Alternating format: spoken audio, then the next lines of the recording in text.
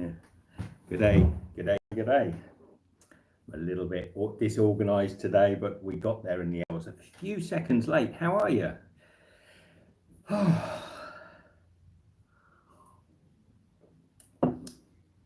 So, if you've got any questions, you can ask them. We've had some great questions by the audience. A few of you dropped some questions on Facebook and the last YouTube. Let me just make sure I've muted my stream so it doesn't start up and echo in the background. Good day, Chris. Hi, Sally, Amy. Who else was in? Raven North. Yeah, Is it Sean? Raven? Is it Sean Raven? It's been a little while since I've had your name up, mate. I'm pretty sure it was Sean. Mio's in. G'day, Mio. Lovely to see you. I'm a little late because I decided, I'm not a big drinker, but I went down and got myself a little Turkish beer to have this evening because I said to Michelle, looks a bit lame drinking a glass of water, although I need the glass of water. You do need the glass of water. It's been a warm day, beautiful day today, absolutely gorgeous. And it's going to get warmer apparently. We're going to have a little heat wave over the weekend, so it's going to get down to about 30 degrees. What is that? It's 90s, early 90s Fahrenheit, I think. 86. 86. Okay, so 86 degrees. So we're getting a real toasty look. See, this beer is a Turkish beer. I think this is an old Turkish brand, this EF. Is that mirrored on you? No, I can see over here, it's the right way around. So on my camera, it's so F's malt beer, and it's got like a little foil top on it. I'm just going to take that off. Looks like keeps it nice and clean. So it's a malt dört look, 100% malt. I think it's about 5% or so. But I fancied something nice to drink while I was chatting to you tonight. I've got some paprika crisps. I haven't had paprika crisps in decades. Proper German crisps. I'm sure the Turks won't like me saying it, but they're proper German crisps. Real nice sweet paprika as well. Jasper Jones says hi. Who's that? Jasper Jones. Hey, Jasper Jones. Chris Hereford says hi. Hello, Chris. Jan A says hi. Am I a little cropped there? I've got top of my head cropped? Yes, top of your head's cropped. You better get it in because you want to see this beautiful haircut, don't you? Look at that haircut there, look guys. Huh? He's looking smart again. They let him The out. barbers are open. I filmed it today, the video I've edited. It's going to be up within the next day and a half. I'll get that video up. It's a bit of fun. Managed to get down to the barbers. The guy was charming, let me film. I actually had to have a haircut with a mask on. So you're going to see how a barber copes cutting your hair in Turkey wearing a mask. He's got a mask on, I've got a mask on. Hilarious. I mean, it's ridiculous. And he does actually cut through the mask string, and it's sort of like springs. Oh, you're spoiling the video. Am I spoiling it? Spoiling the video. Yeah, but you'll see it. Spoiler alert. Spoiler alert. So Mio says we're having a heat wave too at the weekend, up to 60. Wow. 60, that's double 30, that's twice ours. Yeah, 60 F. Fahrenheit. Yes, Fahrenheit. Oh, I was going to say that's hot. So Raven says I'm going to be trying to make a beer bread using Guinness. Nice, yeah, beer. But Guinness makes a nice sort of dark malty colour. It's more colour and a bit of flavour in there. I'm going to open up. Cheers, anybody. I know I'm not a big drinker, but I don't mind a beer now and again. It'll probably knock me off my feet. Lucky it's late. So it is late. It is 11 o'clock. Let's see the colour of that one. Oh, it's quite lagery looking, so it's not going to be anything overly special, I think. I did ask them if they had a nice dark beer. I fancied something a little darker.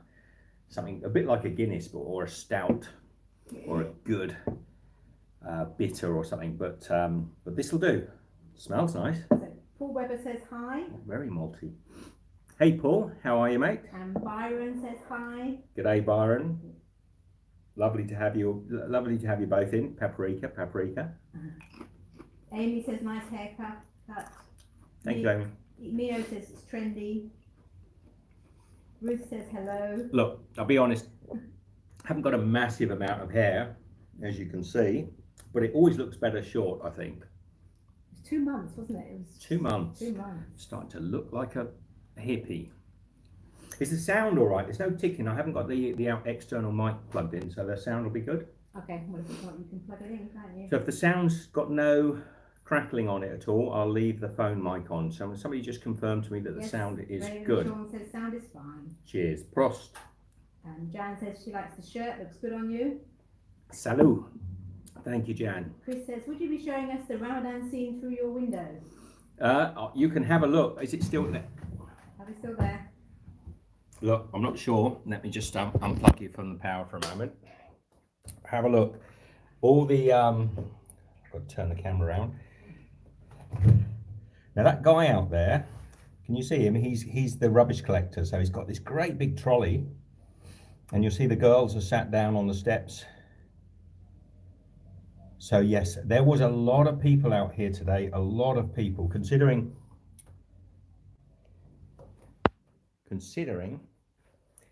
it's still technically locked down. The street was about as busy as it's ever been.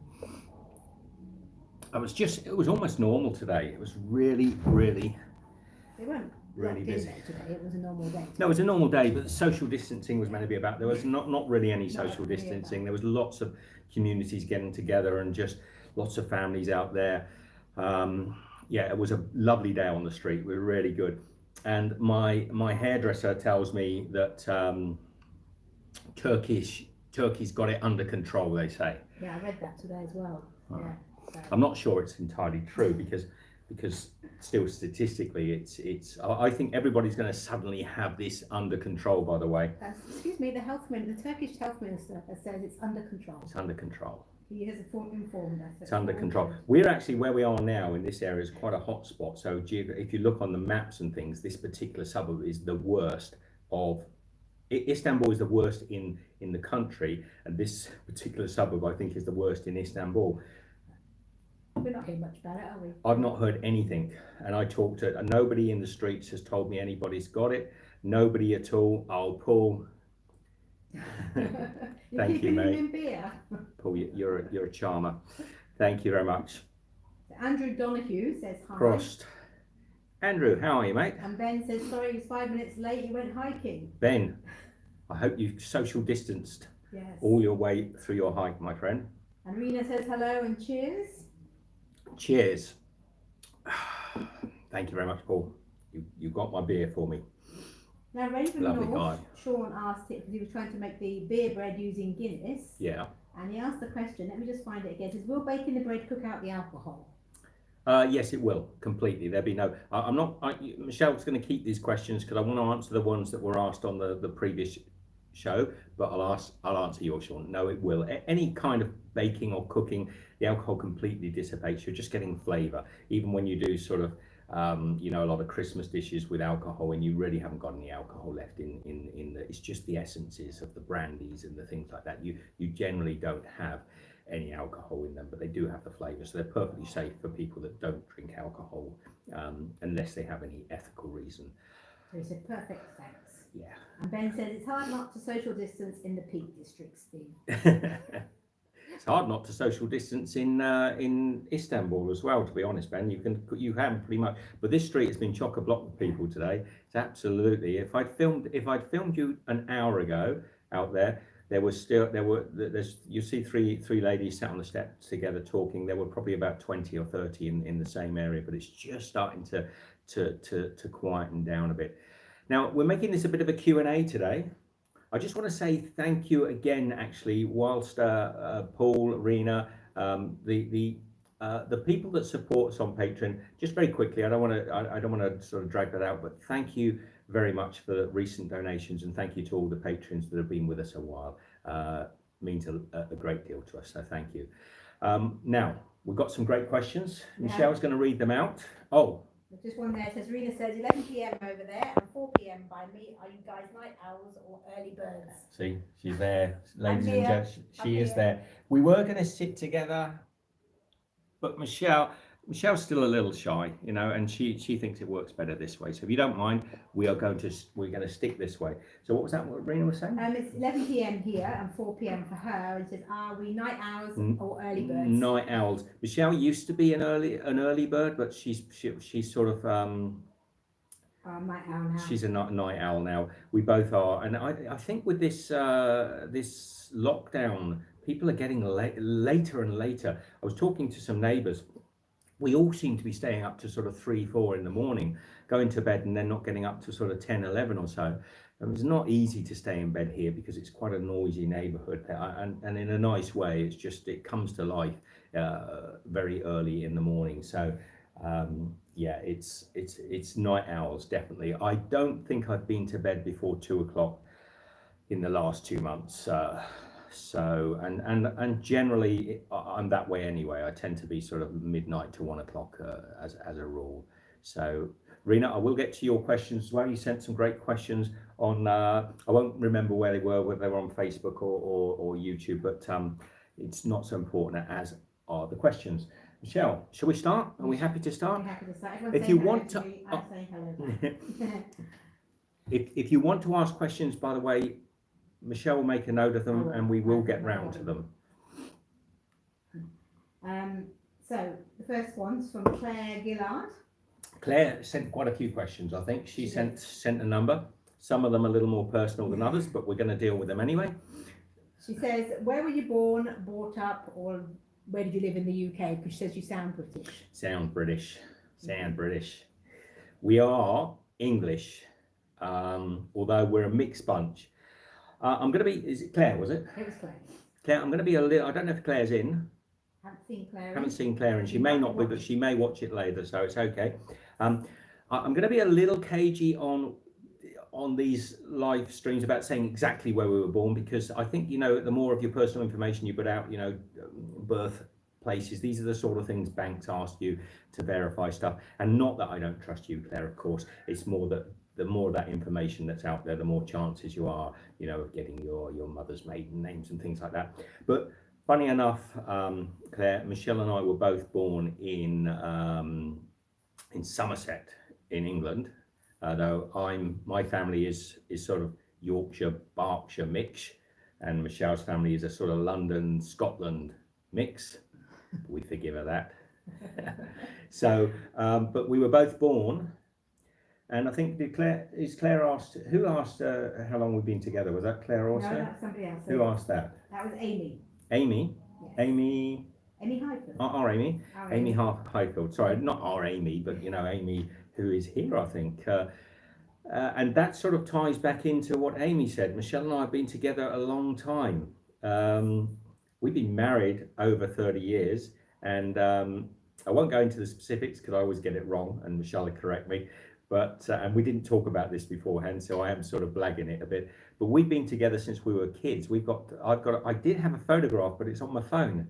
I was going to show it to you of Michelle and I when we were tiny tots, little babies, and both very blonde.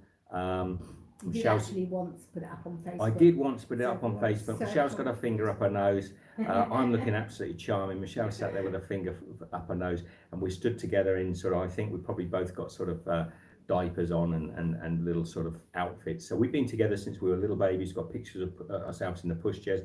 We weren't always together for that many years, because at about 2 we got divorced and broke up. So we sort of had a bit of she chucked me, had a bit of a falling out. No, not true. We met again at a later time. So Michelle and I have been together for way too long.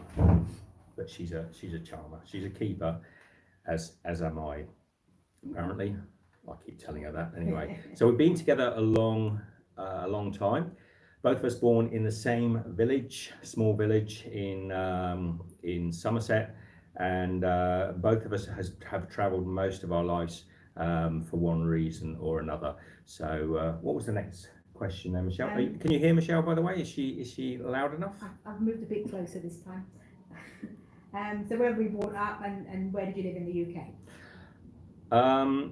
Living in the UK is this is one, I think I've dealt with this a few times, but I don't mind talking about it again. We haven't really grown up in the UK. I've lived overseas most of my life. I've probably lived in Australia longer than I've lived in the UK by quite some amount. So we think of ourselves as Aussies, but I've not lived a great deal of time in the UK. I've always lived overseas, and I find it hard to find a place in the UK that feels like home.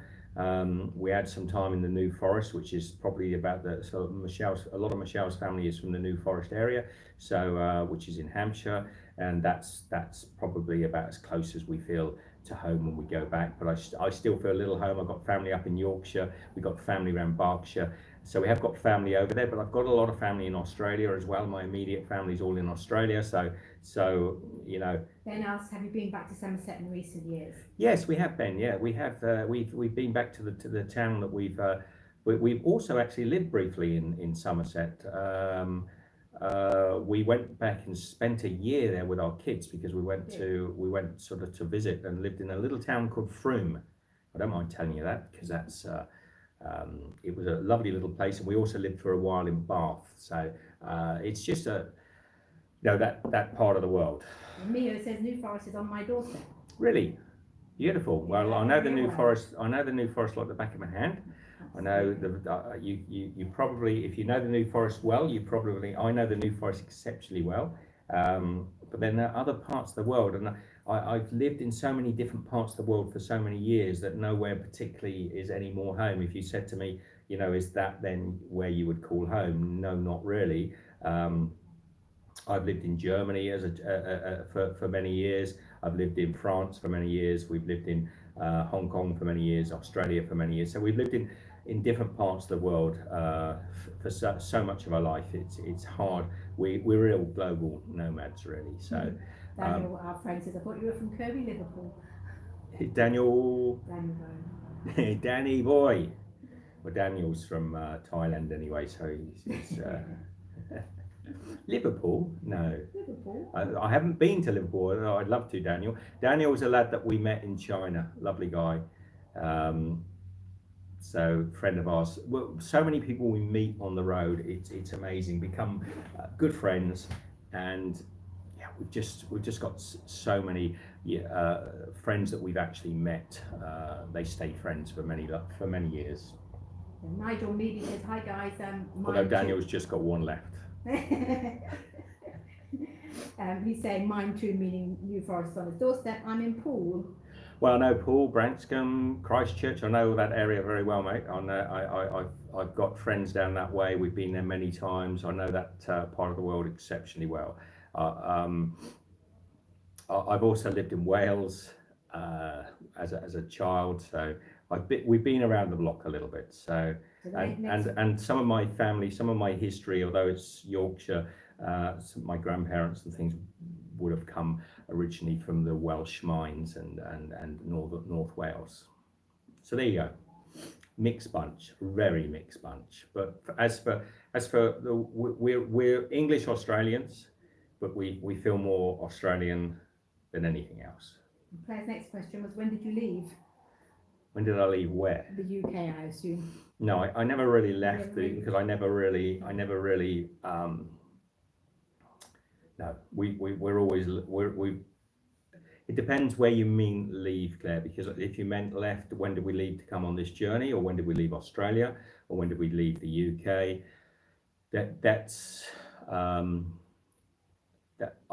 It's been decades since I've lived in the UK, decades, and it's a place that I love. It's a wonderful place, but I feel just as home in France as I do in the UK. So, and Australia and Sri Lanka and many parts of the world. So it's a long story, one I'll bore you with one day. And Claire's next question was, do you have family, etc.? Well, it would be hard not to have family, Claire. It'd be hard not to have family. I'm guessing you mean children. Yes, we have 3 kids, 3 wonderful children, absolutely gorgeous, love them to death, and they're all back home in Australia. So, yes, we do. And her last question was, how long have you been a chef? That's a question also we've kind of covered many times, but it's hard. In a traditional sense, we've been traveling now for 5 years, so I haven't been working in the industry, so to speak. I don't tend to title myself as a chef at the moment. If I get back into teaching food at any level, I might reassume that title, but at the moment that's not really what we do. And you've got to be careful, because to call yourself a chef when you've been traveling around the world for 5 years, we are more like sort of, Jamie Oliver, for example, has almost never worked in a kitchen. I mean, he got his first TV show when he was I think in his teens, or as a very young boy, and he's pretty much worked as a celebrity chef his whole life. He's barely worked in a restaurant, not needed to anyway, though he dabbles. So I've got a lot of chef friends who work the line. Maybe they're working on the meat grill, or they work on as pastry chefs, and that's their skill. They work almost on a production line of always doing meat, or they're always doing pastries, or so that style of chefing I highly respect. That's never been my forte. I'm more of a foodie. I've studied food and worked and taught with food for 20 years plus. Michelle thinks it's about 25, but a long time. But no, I can't really say a chef, more of a foodie. It's we've been traveling 5 years. About 2 weeks ago was our anniversary from setting off from Australia, and we're on this journey to learn about food. So we've learned so much about Mexican food and Chinese food, Japanese food, and currently learning about Turkish food.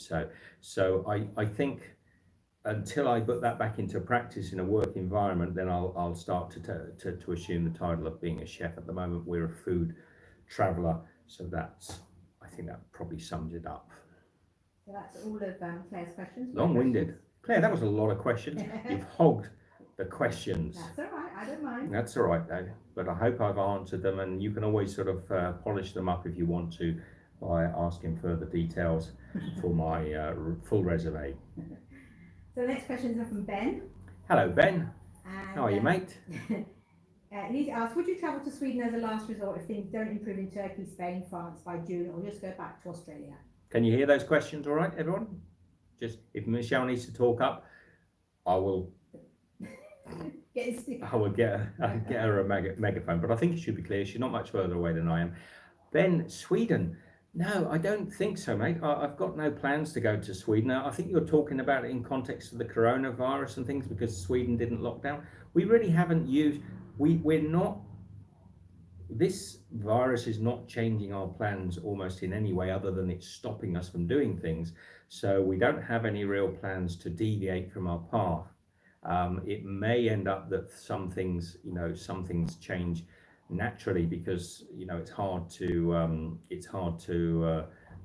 do things that you want to do when you can't get into countries. As we've said before, Ben, we want to go to France and then travel across the Camino de Santiago, 800 kilometers walk across Spain, but we can't do it. The borders are closed, and none of the facilities, none of the hotels or guest house along the route are open, and all the camping sites are closed. So no, Sweden, not really. I'd love to go to Sweden, but it wouldn't be a choice of mine at the moment, mate. I wouldn't be going there, because the next move that we do from here will be nothing to do with the coronavirus. It will be more, hopefully, if we have to hunker down here for another year, if I have to get my Turkish citizenship and then set off sailing from Turkey in some time, then so be it. But I'm certainly not going to let the coronavirus boss us around, that's for sure.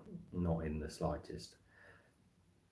Okay, second question was, are you able to do more stovetop recipes? Is that Ben again? Ben, yes. Ben, I would love to, man. I know I've said we'll try to, but and I will try to, Ben. I will try to do. If you didn't hear that question, Ben says, well, I'll do some more sort of stovetop recipes here. It is tricky, because we're not in a home. A lot of you know, when you're at home, you've got your vanilla essence, and you've got your spices and herbs in the cupboards. You've got everything to hand. So whatever you want to make, quite often you've got treacle and honey and things around. Well, Michelle and I have got a tiny little kitchen in an Airbnb. We're pretty much buying food day to day. And it's sometimes I think of an idea that I can do, and I've got to go out and buy all sorts of bits and pieces. It's not easy to find very simple things. It took me nearly 3 weeks just to get black pepper, because I couldn't find either they were sort of horrendously expensive in some of the shops, and I just thought, I'm talking maybe $20 for some black pepper, which I just didn't think it was worth it. I just couldn't find it. Well, a lot of it, they were peppercorns. They were whole peppercorns, and they weren't in a grinder. Yeah, that was the bigger problem actually. There weren't any of those sort of pre-done pepper grinders, and I have seen them since. As soon as I went and bought some powdered black pepper, which I put into, we were using a little pinch bowl to put on seasoned food and things. As soon as I bought that, every shop I went into seemed to have black pepper. So it's like, but it's really hard to find little things. And also, I had to buy a rolling pin just to make the bread. We haven't got many appliances. We've only got a gas stove and a microwave. So it's even to have the right spoons, or I haven't got a whisk. There's so many little things. But I will try, Ben. I'm sort of thinking, but I'm wondering if I've missed the boat a little bit. Well, Chris Garden has jumped in with something. He says, do you miss cooking when on the road, especially in the current time with limited access to equipment in terms of proper dishes and bakes, etc.? Yeah, a little bit, Chris. I do cook. I mean, today I've made, I forget the name, it's a Turkish bread. It's like a phyllo pastry, and we've taken, I've taken they're big sheets. I mean, they're as wide as as round as a car tire, almost a truck tire of phyllo pastry. You buy them down the shops. There's the guy makes them here. Buy 2 sheets of phyllo pastry. I've taken, it's like a ricotta cheese. Like I don't know the exact cheese, what the name is. And Michelle, do you remember what can you write it up, what the name of the bread is? And you basically mix it up normally with parsley, but I mixed it with, what did I buy? Dill. So I bought fresh dill because it's got more flavour here. The parsley's a little bit bland here. I think the bread's called yufka. Yufka.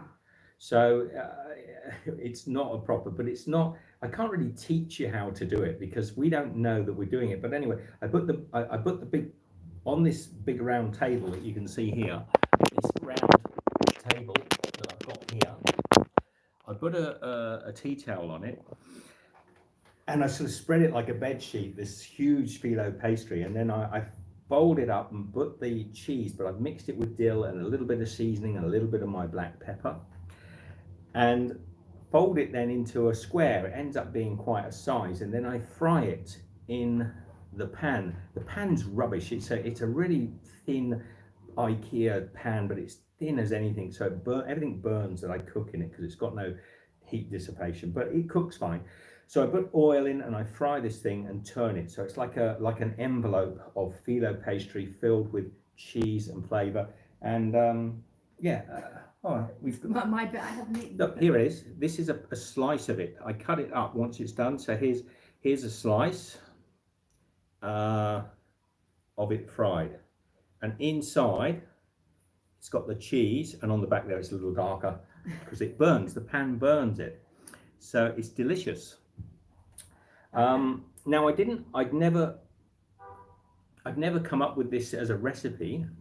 And I'd be ashamed to share it with you, but it is delicious, because people would say, you don't know what you're doing, Stephen. But I went into the shop and I said to the guy in the shop, what's that pastry? He's got a big stack of it, this thick, and they're only paper thin, they're phyllo, so a little thicker than phyllo actually. And he said, well, you take the cheese, he doesn't speak a word of English, but he said, he's showing you, put the cheese in and you fold it over and you fry it. I understood all this in Turkish. But so I said, well, that sounds nice. So I bought the 2 sheets of this pastry, and they're like bed sheets. They're huge, and they make these massive. Well, you saw it there. It's filled with this sort of like a ricotta, a little tart cheese. I did the first time I made it with parsley, but the parsley was so bland it was almost like sort of grass cuttings.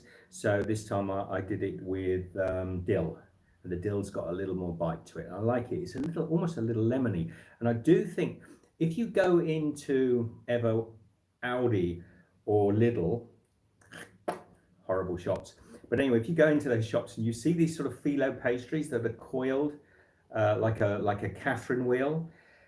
You often see them. That is the same sort of bread. It's a Turkish bread, and they often put, when you buy them in those shops, they've got like a spittle of feta cheese inside them, almost nothing at all. And you cook those things and they taste disgusting. I mean, I've had them once or twice when we've travelled, and I've always found them to be as bland as bland. It's almost like eating unseasoned pastry, quite disgusting. But when you make them yourself, and obviously when the Turks make them here, it's delicious, really delicious. So I could show you that, but then you'd have to see me burn the bottoms, because the pan is like tin foil on the bottom, so the heat goes straight through and burns the pastry. But we don't mind that, you see, we don't mind. I'd prefer if I had a slightly thicker based pan, so you get that nice even heat across the pan. So that's Daniel's stirring it up a bit. It says, drink your drink, Steve. And Chris says, go on, take a sip, Steve. You've deprived yourself. Ben says you're not a drinker. And Rena says the beer's getting warm. I am not, though Daniel might think I am, because Daniel and I have had a few drinks outside a police station in China once or twice, haven't we, Daniel? Got ourselves into a little bit of trouble. Well, you did, yeah, complete. Raven says beer was originally served warm at room temperature. The best beers I've ever had have been served at room temperature. The best beers. Ales are wonderful. Deborah Stone says, warm beer. No, it's a little bit like, I've had this argument a lot with my Aussie buddies back home, but you know, it's like red wine, you know. There's a reason they chill Coca-Cola down freezing. Have you ever had it warm? It tastes disgusting. The notes in Coca-Cola are disgusting. And if you get warm Coke, it just tastes syrupy and sickly, right? And that's why they chill lagers, because you have that warm, it tastes horrible. Mainly, when you chill any drink down to a low temperature, anything cold that goes like ice cream and things, if you've ever had melted ice cream, it tastes really sweet, right? But when you eat it cold, it doesn't taste so sweet, because the ice on your tongue deadens the taste buds. So you can drink this stuff while it's cold. Really good beer you can drink warm, because the flavors, like red wine, are so complex, so delicious, that they taste great. Now if you chill a good beer, it's like chilling white wine, you know. You know, often white wine doesn't taste that great warm. If you chill a good beer, you're destroying the flavors. You can't taste them. It would be like chilling a red wine, you know. You can't get the flavors. Or it's exactly the same principle. Ice cold Coca-Cola tastes great.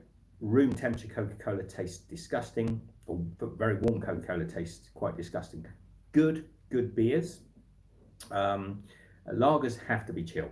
Jack Crow says he's drinking lager, meaning you're drinking lager. Oh, this is a sort of lager. It's a malt. I've never had it before. It's a Turkish lager, but I can guarantee you that at room temperature would be pretty grotesque, but it's perfectly nice. Perfectly nice. Lagers taste great cold. You've got to have them cold. In Australia, you wouldn't have a VB warm. It would just be disgusting. So Rena says that she's ready for a refill, and then says, you'll catch up, you're professional. I will.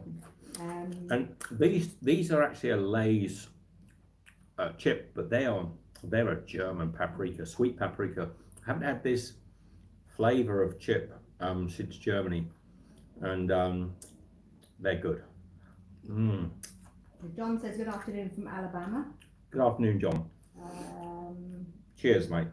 And Chris Hereford and Ben are both saying, and Raven are saying share the recipe. Okay, I will think of either doing it, or I might do it in a live show, because I'm not sure it'll be that appreciated. I'm also thinking about doing... So just quickly, Amy's off to bed, so say good night. Good night, Amy. She'll watch the rest tomorrow. Sleep tight. You staying up, Sally? Chin chin. Now, what was I going to say? I was thinking, no, I maybe won't say about it. I'm thinking about a few things, Ben. You remember when we were in South Korea, those donuts the lady made on the street? I could make those beautiful South Korean donuts, honey and cheese donuts. So yes, Sally's staying up. Good. And Ben says, we don't care if you burn it, we still want the recipe. The other problem, I'll talk about it if I do it. The other problem is that that type of pastry is not easily available in other parts of the world. So you just have to use phyllo. Yes. Okay. So the next question, Michelle. Was from Joanna Taylor. Joanna Taylor, thank you, Joanna. And she says, can you use the no knead baguette recipe to make a ball? Can I use the no knead baguette recipe to make a ball? Yes, absolutely. If you look at my no knead breads that I've done in the past, I think probably a ball. By the way, a ball is like a cob loaf, usually done, quite often done on an open tray. But if you're doing it a no knead way, you would probably do it in a Dutch oven or a cast iron pot to help keep the structure. Now, who asked that? Joanna Taylor. Joanna Taylor. So Joanna, check out my fruit loaf, the raisin bread.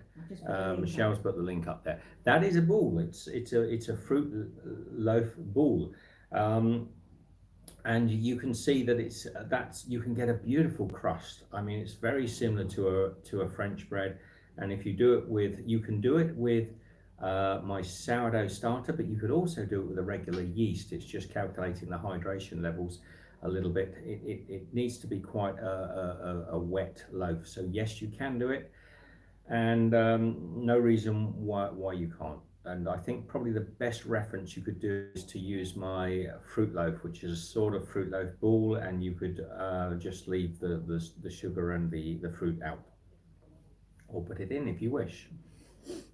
So thank you. Okay, Paul's just put up a question regarding bread. He says, probably a rookie question, but why does my bread rise fine when using instant, but fail horribly, does not rise very much when I use active dry yeast? Instant and active, it's a tricky thing. Who asked that? Paul Weber. Paul, it's a tricky thing because, instant yeast generally doesn't need to be activated with, when you take an instant yeast, you can often mix it straight into the dough, and it's I think it's coated with some little chemical coating. It's possibly something similar to the Play-Doh stuff. Cream of tartar, some sort of coating on it to allow it to activate immediately. Whereas the active dry yeast needs to be activated, and quite often you want it really to be bubbling. Which one was it, Paul, that said didn't rise that well? The active dry yeast. Right, so you really want to get that one bubbling and fermenting first. And it frequently, I find with active dry yeast, if it's not stored well, it will die. Has he tried it more than once? Yeah. It could have been the batch. The amount of times I've done a loaf that hasn't risen and it's been down to the yeast, it would amount to 100 times I've had that happen, where the yeast has just lost the life. It's a living organism. So that's the beauty of using a sourdough starter. You can see it bubbling away in the containers that you have it in. Whereas an active dry yeast, sometimes you really my best advice there would be to activate it with warm water, not too hot, because if the water's too hot, you'll kill the yeast. So just warm water, a little bit of flour or a little bit of sugar just to see it, and you want that thing to be bubbling. It wants to be bubbling like a little froth on top before you add it to your flour mixture, and that way you kind of know the yeast is going to start eating away at your carbohydrates in the flour, and it will grow. That's one of the main things, whereas the instant yeast is a lot more reliable, and that's why so many people use it nowadays, because it's pretty easy going. It doesn't go off that easily. It has a long shelf life. So it can be the same when you use fresh yeast as well. Sometimes some fresh yeasts don't have a life. You've really got to activate them first and make sure. And if it looks healthy when you add it to warm water with a little bit of sugar, if you've got a recipe that asks to use 600 mils of water, then take your water out of that 600 mils. Don't add it. Don't add 200 mils of water with your yeast and mix it up and then add another 600 mils, if you understand. So take the activation water out of the But you don't need the solution. Water, just a little bit of water. You don't, but you might want to. You might want to use. You can activate it in very small amount of water, but generally don't mess up the calculations. That would be my advice. Hope that helps. You can always ask again about that, Paul, if you have those issues. But it's almost always dead yeast, or the temperatures. You know, maybe you're not, depends where you are in the world, whether or not, you know, sometimes if the temperatures in the house that you're in are too low, it will still prove the bread, but it just takes a lot longer. You know, you have to maybe leave it 2 or 3 hours instead of just a short time. They're all giving you beer money. Thank you, Rena. Oh, thank Chin you. chin. Chin chin. Oh, I should be hammered at this rate. Luckily, the shops are closing soon, so you won't be able to get any more tonight. The Belfast Sourdough asks, do you still keep a sourdough starter when travelling? So Belfast Sourdough asked this yesterday, I think, on one of the questions that came up. Do I travel with a sourdough starter? Yes, do you keep a sourdough starter when travelling? I did for some time, but only in the powdered form. If you remember in Sicily when we were there, we made our beautiful Sicilian sourdough starter, and then I wanted to store it. So what I did is I spread the sourdough starter out onto a sheet and let it dry, completely dehydrate, and then break it up into almost like cornflakes and stored it. And I traveled with that sourdough starter for probably about 18 months. But the last time we were back in Australia, I left it behind because, you know, I don't see us activating it at the moment. I'm pretty sure that yeast will activate up beautifully when we want it. So I just didn't feel like, you know, when you're taking it through customs and they're opening this sort of, you know, going for your bags and you've got this sort of powdered stuff, is not a good idea. So no, I don't at the moment, but I did for a while. And I also travelled with a sourdough starter, an active sourdough starter, for a short time when we were in Italy, but generally we don't. Okay, next question is from Rena. She has a few questions for you. Rena. Yes. Starting with, I want to buy a board for rolling or kneading my bread. What kind of wood would it be made of? Bamboo, pine, or should I buy a marble slab? That's a tricky one, Rena, because I know with bamboo it can be a little absorbent sometimes, and you don't really want a board that wicks the water away from your dough when you're using it. So I probably would prefer a wooden board. I used to use a board that was actually, it had a shellac sort of coating on it, so it was almost like it was laminated. I used to have a big wooden board in Australia that I used to use, because it's one thing that's good with a wooden board over a stone board of any sort is the temperature. When you're actually trying to what stone was she? Marbles. Marble stones. They can be quite cold. They're beautiful for preparing some stuff, but they can drag the heat out of the dough. So I'm not a big fan, but I know a lot of people that do use marble tops and successfully use them. We always had a stone counter in Australia, and that worked quite well. But when I was doing a loaf in the winter time, I always wanted to mix it on a big wooden board. So I'd probably go with an end grain cut wooden board, you know, like the butcher's block boards, Rena. I like that end grains style of board, and something pretty robust, and it must have good solid rubber feet on it to stop it sliding around. I mean, it has to be a size, because sometimes you want to just spread a little bit of flour down onto the surface if you're mixing a particularly wet dough, so you need space, and you don't want it all dropping off onto the side. If you haven't got a countertop big enough, because I always think I quite like working on a laminated countertop. Lamination can be, you know, the temperatures are cool and you've got lots of working area, and it's easy to clean up afterwards. But probably the best board we had in Australia was the end grain, and it would have been probably an ash or oak, but you can go with almost any timber. But as a rule, you don't want to get any woods that are too porous. I think I'd probably avoid bamboo. I'm no expert, but some of the bamboo boards they can be. The other thing with bamboo boards, quite often the fibers, I like the end cut, like the butcher's blocks, you know, because if you have to cut the dough up and you use a knife, if you cut into end grain, the knife goes in and pulls up, and they seal closed again. But if you, some of the bamboo boards, the fibers in them, when you cut them, they're almost like tensile steel running across, and they break, the fibers break, and the board's ruined very quickly. So I probably wouldn't go for one.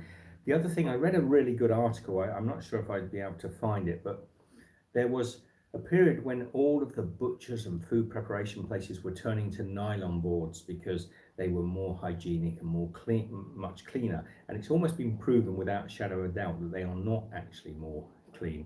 A lot of these butchers and things that went over to nylon probably should have stayed with timbers. Timbers have a very great natural antibiotic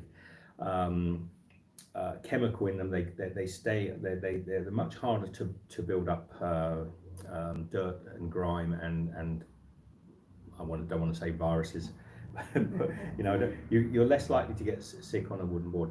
I'd go with an end grain and as big a board as possible, and really secure feet, so good rubber feet, because when you're kneading, you might see in some of my bread roll recipes maybe early on, I can't remember exactly, Rena, when I was making some of the rolls back in Australia, I have a board there and it's really thick, but thicker, you know, thicker the better if you're going to be doing bread.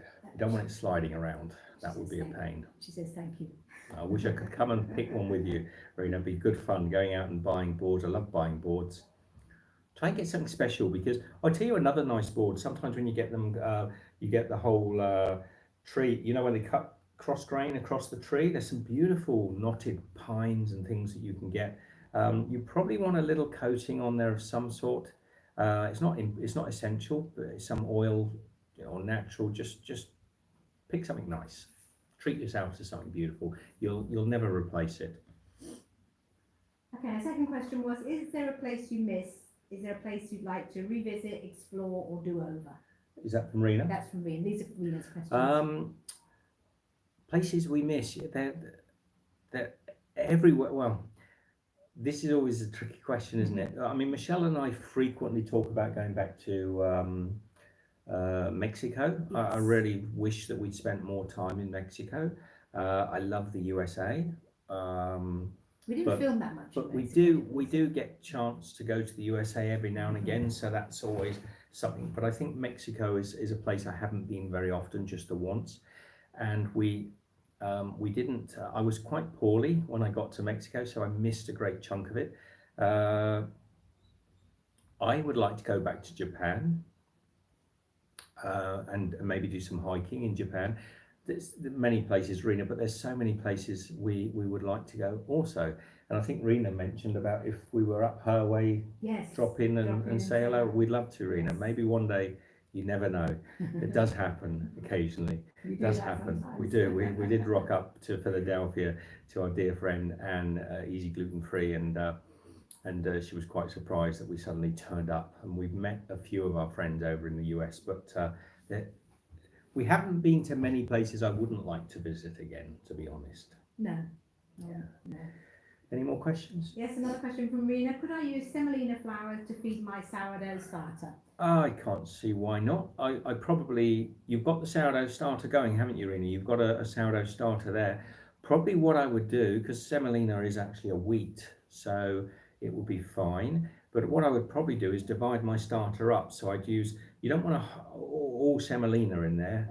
I think that would probably be not a good idea. Maybe 30%, 20-30% semolina. But if you've already got a healthy starter, I would divide it into 2 jars or 2 mason jars, whatever you're making it in, and I continue to feed the other one as you've been doing. Look after the other one and introduce a semolina flour into the other one, because you might not always want semolina. That distinct semolina colour, it needs to be a flour, not really the gritty semolina that they use for grits and things like that. I know they don't make grits with semolina, by the way, but you know, you get sometimes like gritty semolina. You want the fairly fine farine, the semolina flour. And I wouldn't use it all. I'd probably go about 30%. It's a little bit like when you want to do a whole grain or, you know, a brown grain sourdough starter. To use purely whole grains, it can be folly, because it can really restrict what you can make with it, and a lot of those breads can be quite dry. But it's the same if you're using spelt or some of the more ancient grains. You don't necessarily always want to start. If you really like that semolina, I'd say even go up to 50% if you want, but don't do it with your whole sourdough starter. Give the new starter a new name, new jar, and just start building it up and just keep them both healthy. It's worth doing, I would. Is that okay? Does that work for you? I hope so. She just said, I just love the colour of semolina. I've been adding it to your no knead bread recipe, 50 grams. Yes, I would go with a similar sort of attitude to the actual starter. No reason why you can't use it in the sourdough starter at all. Any of those ancient grains, spelt flours, anything. You do need gluten. See, if you try to make a sourdough starter with rice flour, you will actually get the yeast activating in a rice flour, but it won't make bread, or it won't make bread because there's no the bread that you want. They do actually use other flours, but they're for different products. They won't make good bread because they have no stretch elasticity. They have no function. But most of the wheats, even the ancient wheats, do have. And one last question from Rena. From Rena, another question from Rena. She noticed that our Airbnb was quite small, and she says, "Where do you hang your virtual jump ropes?" Now that's a bit of an in-joke, that one, Rena, because not everyone knows about our virtual jump ropes. But when Michelle and I went travelling last year, or when we were going around Australia, we took jump ropes with us to keep fit. As you can see, I'm an Adonis of fitness. And we noticed after a while that we didn't really need the ropes. We could actually just do it with our virtual ropes. So we bought with us this time a pair of virtual ropes, which all of the first month of lockdown here, we were using daily, weren't we? And then where did you put them? I put them somewhere. She doesn't know. Rena, I don't know where she's hung them because I cannot find them. She says I put them somewhere. I say she's put them somewhere. They're hung up somewhere in here and we can't find them. So consequently, we haven't been virtually skipping for a little while now. No, not very much. We'll find them, don't worry. We will. We used to keep them just on the back of the door, but they're not there now. So somebody's put them away somewhere silly. Yeah, whatever. Yeah, it's always me. It's always me. So that was all of Rena's questions. Thank you, Rena. Lovely questions. Next, it's Chris the Butcher and Friends. He wants to know Hello, mate. Who are your favourite YouTube cooks? My favourite YouTube cooks. I don't follow a lot of cooks, but Chris, of course, when I'm looking at meats and things, mate, you. But I think, to be honest, I don't follow a lot of people for the food content, but I have a lot of good friends, and they're the people that I love the most, you know. You see Tammy from Yo-Yo Max, who comes quite often into the live shows. She's frequently in, and she's such a sweetheart, such a lovely lady.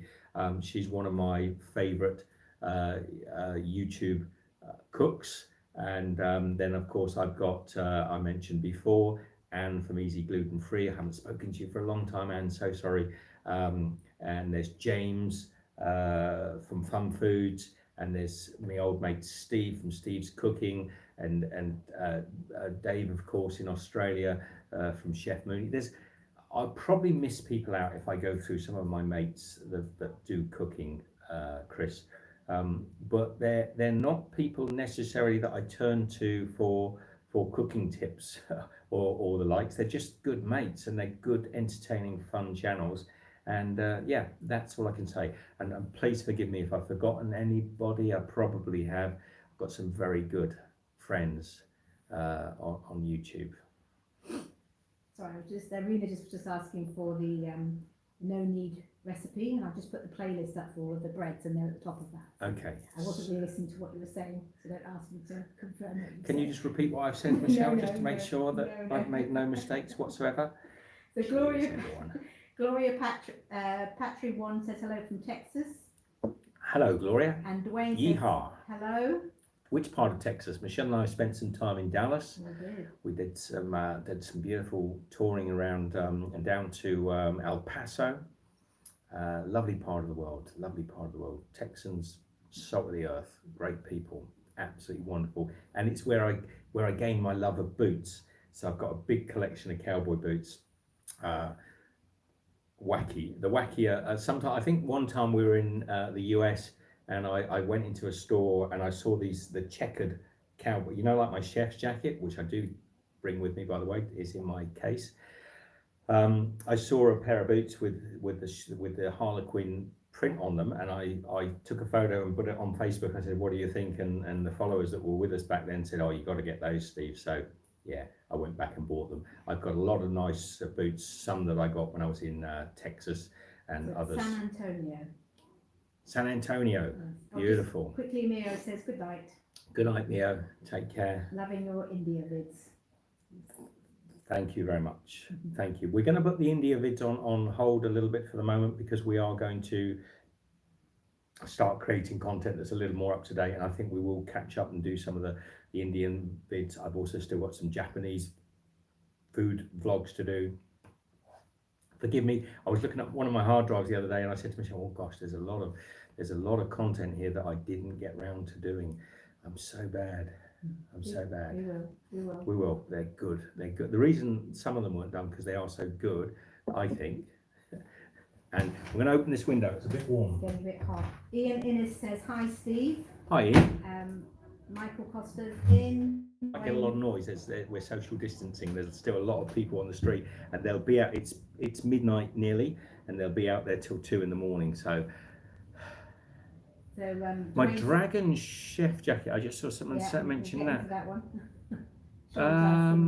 Sean, I don't know. I didn't bring it with me, did I? No, you didn't bring it, but you do still have it. I still have it, yes. I have a lot of beautiful chef jackets, some made for me, some I've had made, some that I've purchased, and the dragon one's fun. I tend to think I would have that one if I was doing Japan and China. I think I did take it round with me in China and we didn't use it, but there you go. So Dwayne was in. I don't know whether you said hello. Good day, Dwayne. Excuse me just a minute. I'm just gonna. Nadine says good evening. Hi, Nadine. And Honeybee says hello. Honeybee. Okay. Yep. So I'm juggling. Do we have more questions? We do. We do. Let's get through the questions because we're into an hour. Yes. And I want to get them and see if This there's is the any fresh last one questions. from people who left. Okay, so this is the questions that were left on the last video. And then I've got more questions from people that were asked All right. during this one. So this is from Sude Apaidin. Sude Apaidin. I'm sorry if I said your name wrong. And I can't see it, so I'm sure I would have got it spot on, Sude. They said, did you like Istanbul and Turkish food? Yes. Did I? Did you? Do you, I think you mean. Yes. Yes, I love Istanbul. It's a beautiful, beautiful city. It's got real character. I'd really advise people, it's a city worth visiting. I'd say it's worth coming late spring. About now is a good time, actually, when the weather's picking up. The cats are amazing here. Cats everywhere. I put a little video up. I don't know if everyone saw it. It's a little short 2-minute video. Some of the cats around the streets here. It's a lovely city. The food is great, but we're not really getting the advantages of the food at the moment because so many places are shut down, so many food places are shut down. But the food I have, superb. Yeah, I cannot say anything negative about it. It's a lovely, lovely city, and we're lucky to be here for lockdown, basically.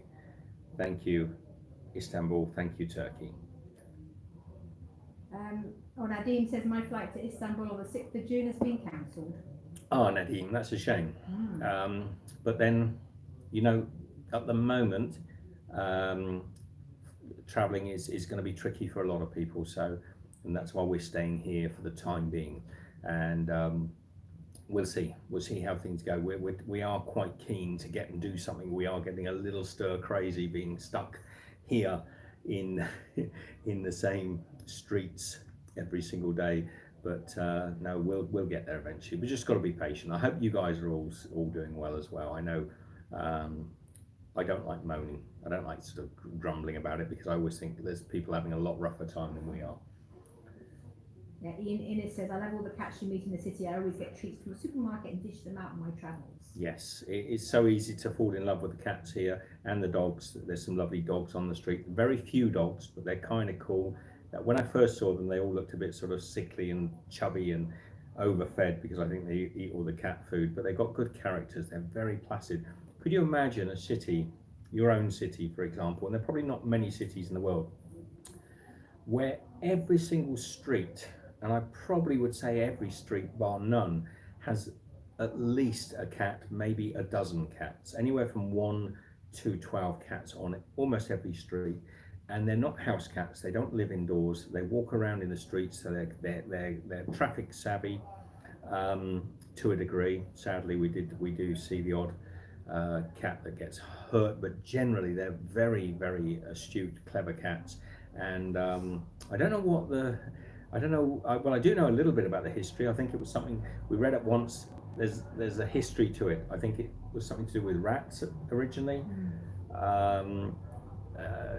Yeah, I won't. I might check that out and use it in another. I might clarify that. Yes. But they're a bit like the Pied Piper. The cats came here to protect the city, and they live out on the streets.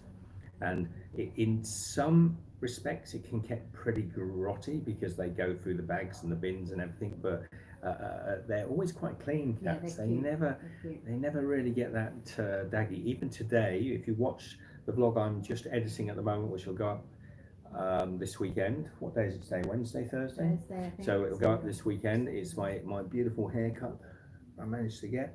There'll be at least a cat featuring in that. You just can't go out on the streets without seeing a cat. Mm-hmm. If you're not a cat lover, there's some lovely dogs, but they can be a bit mucky. Went down. I said in the other vlog, I won't mention it again here, but I was stroking one of the dogs for quite some time, and when I came back, my hands are like it's sump oil. I had to wash. I washed them in the sink, and it was just black. But they're not sort of infested. They're just dirty because they're outside all the time. The oils, natural oils in their coats, not so bad. So if you have any questions, by the way, if you have any questions now, you can certainly ask them. We've gone through the ones that were asked on the last video there. Hope they've been useful. And have you got any more, Michelle? Yeah, no, not from what were asked from the last video, but I've been making a note of the ones that have been asked in this video, and I've made a note of them. Okay, so ask away. Okay. Well, first of all, Linda Taylor says, "Hi from Holland, just found you now, and my golden syrup is cooling." Oh, Linda, you're making golden syrup. I was almost going to make golden syrup because I was going to try and make Anzac biscuits for Anzac Day, and we were hoping to have gone to Gallipoli and Gallipoli Bay, but we're not even allowed to leave Istanbul at the moment. So I was hoping I could have made Anzacs, but I couldn't get the oatmeal, and I haven't got an oven. There's a lot of reasons why I didn't, but I thought to myself, well, I know I won't get golden syrup here, but I can make it. It's very easy to make. It's just an inverted sugar. So good on you if you're making golden syrup. It's a great ingredient, and it's good on pancakes. Okay, first question from this one was from Andrew Donahue, and says, "Apologies if you've been asked this already. Good day, Andrew. If the pandemic didn't exist, where would you be travelling next?" No, it's a good question, Andrew. I probably brushed over it on and off. We came to Istanbul. We were going to spend at least a couple of months here anyway, but not necessarily just in one street, in one apartment, waiting for the curfews to end. We were going to be touring and visiting great places, and then we were going to travel across Europe. We want to walk the Santiago de Camino, the Camino de Santiago, which is a 800-kilometer walk in Spain, but we were going to make our way across Europe. So we would have gone, through Albania, Croatia, possibly Italy. There's a number of countries that we've thought about going to on the way. I don't know if that'll happen now. A smaller version of that probably will happen, but by now we would have been in France. So by now we would have been in France. We would have been making our way down to what's the name of the town? Saint-Jean-Pied-de-Port, which is the starting place for the French part of the Camino de Santiago. We would have been there, but it's all been cancelled. You can't cross the borders, and all of the albergues, which are the sort of hostels along that route, have all closed down. So that's where we would have been. But we did plan to come to Istanbul. We just didn't plan to spend it all on one street. So there you go. Thank you. Good question, mate. Also asked, have you seen or spoken to Rick Man recently? Yeah, I often say hello to Rick. He's a lovely guy. I've met Rick personally. We've got a lot of connections. See, they'll drive down this road, beeping their horn at 2 o'clock in the morning. It's 5 past midnight now. They'll drive down the road.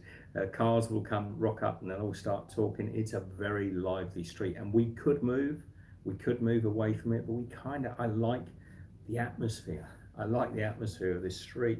It's kind of crazy. Sometimes it drives you nuts because you can be 2 o'clock in the morning and all sorts is going on outside. Even now, behind me, the lights are all on, the shop's still open. You see, it's 5 past midnight, the corner store's still open, all these products are there, people are still shopping, the girls are probably still out. Can't see them now, but I can hear them. The girls are probably still out there talking. There'll be groups of guys out there chatting. It's a very interesting place to be. What was the question I was answering then? I've lost it. Yeah. I've forgotten. Well, you asked. Rick. Rick, yes. Rick, yes. I watch a lot of Rick's videos. He's one of my favourite YouTubers. Just a lovely guy.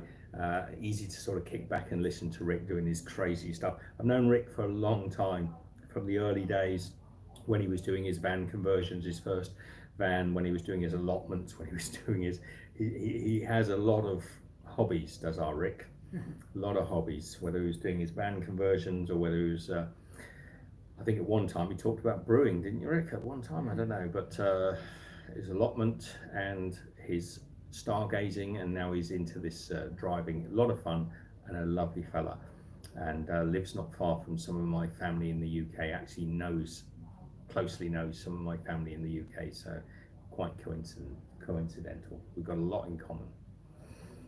So Jan A asked a question.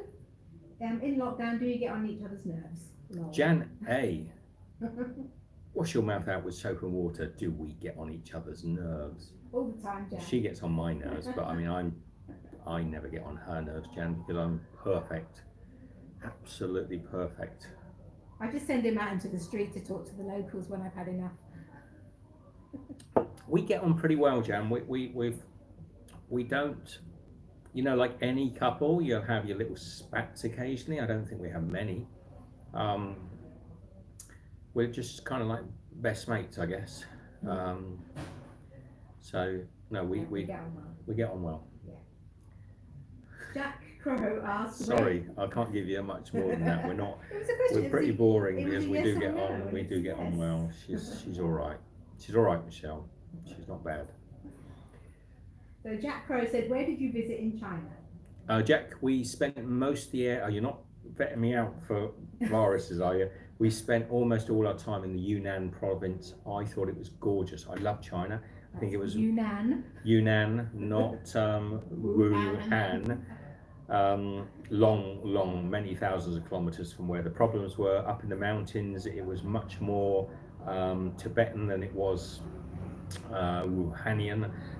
Beautiful people, lovely food, wonderful, clean, fresh air, modern, and yet enchanting and ancient. Lijiang, Shangri-La, Dali, just some great places. Highly recommend it. Well worth a visit. Yeah. So that's where we spent our time. Didn't do a lot of China, to be honest. It's a big place. I wish I'd had more time. No, but we did a nice. We were going to go over to Wuhan actually for the spring, but that went by the by. So Chris Garton says, did you ever grow your own food, fruit and veg, etc.? Chris Garton or Garton? Chris, we had our own. Yes, we have. We had our own, and we've done it many times over the years. But at one time we had our own little hobby farm, a sort of small farm, and we had a potager or we grew our own vegetables. We had a lot of fruits. We had our own sheep and pigs at one time, and lots of chickens. And so we processed all the meats as well. So we were virtually self-sufficient for some years in France when we had our little place there, and we've grown so many things. So yes, I've got, I wouldn't say I've got green fingers. Where my neighbours in France would put me to shame, because those real sort of country folk in France can grow anything, but we've grown most things, and we've plaited our garlic into, Michelle sat and plaited the garlic and hung it up in, and I'm not just talking one group, we'd have like 10 plats of garlic and sacks upon sacks of potatoes. So we've grown a lot. We've grown a lot, and our kids have eaten very, very, very well. And because of my background, because I'm trained in charcuterie and the French art of curing meats and things, I have always made a lot of cured meats, so Parma hams, prosciuttos, Bayonne style hams.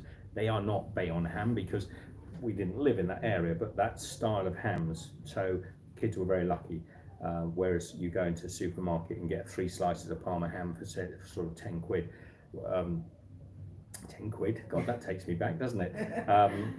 We would have shavings upon shavings of Parma ham, melon when it was in season.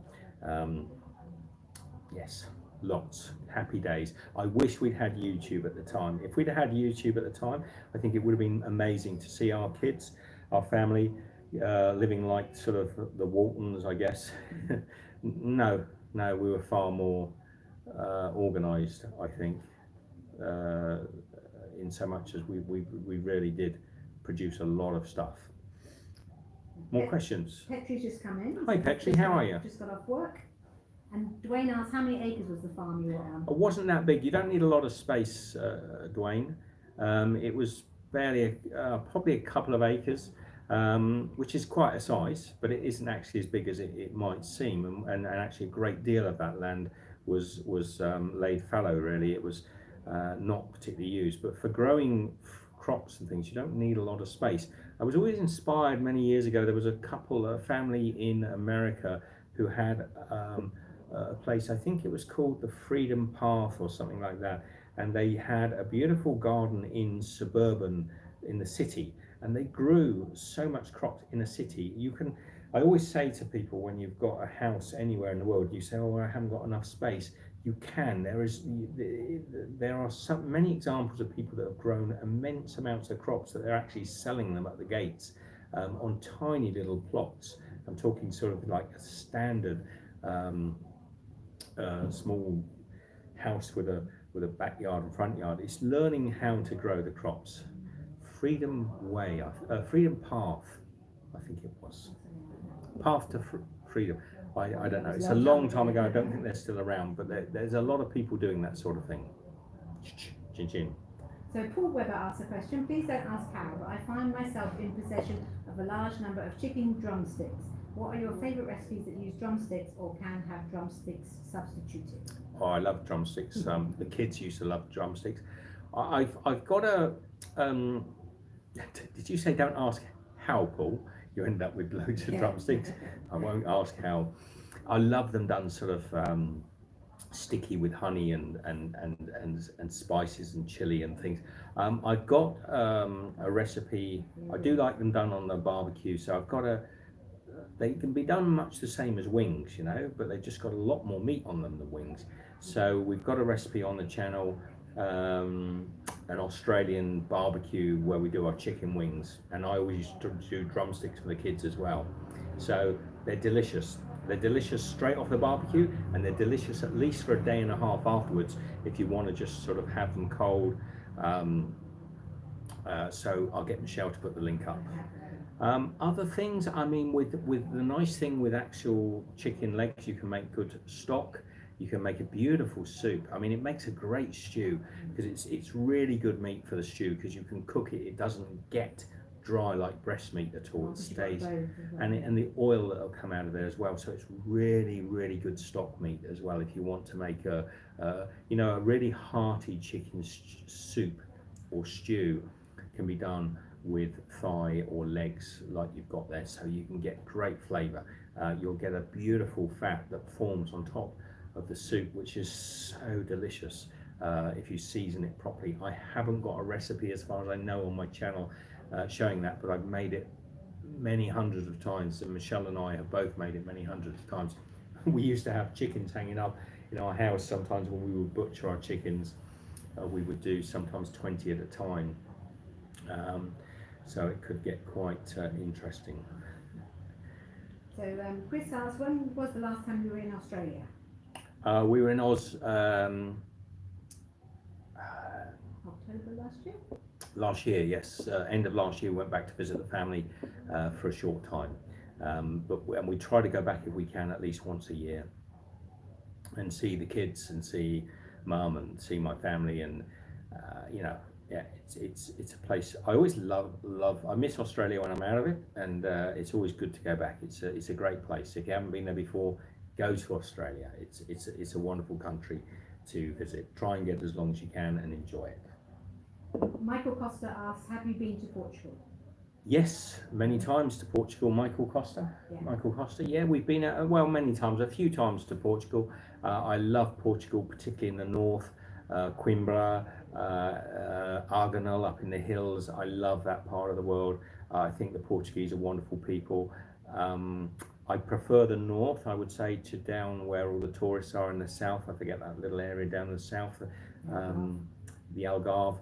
It's very beautiful, but it's exceptionally tourist, and I find the Portuguese, they're a little bit jaded towards having so many tourists. In the north, Porto, right up on the northern borders with Spain, it's a beautiful place, lovely. And I think we may go there this year, actually. I think we may go there this year, possibly, but don't hold me to that. It's in June.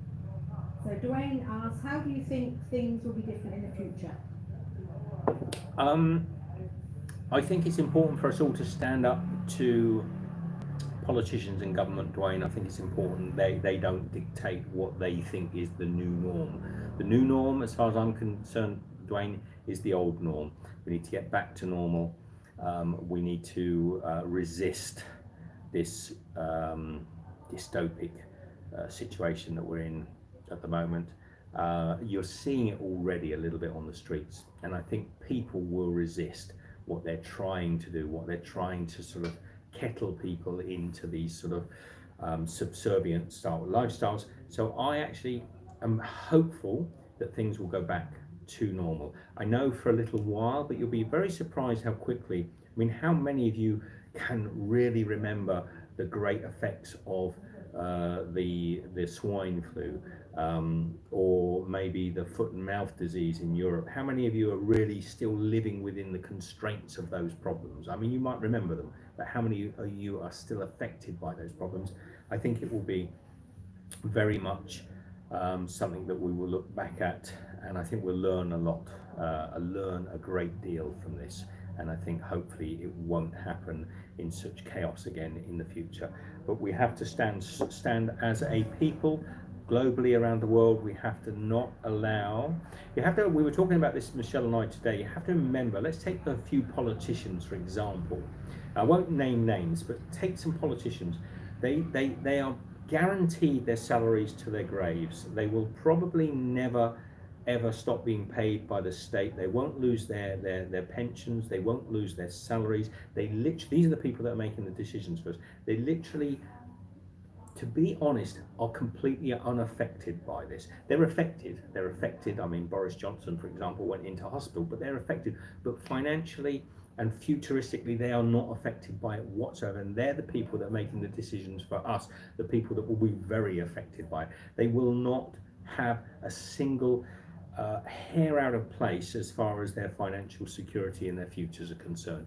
They are the people that are making the decisions for us. They haven't got the same empathy. They don't fully understand why, they won't have the same empathy for the rest of the people, and we mustn't allow those people to make the decisions for us and tell us what we should be doing and how we should be living our lives, because it's different for them.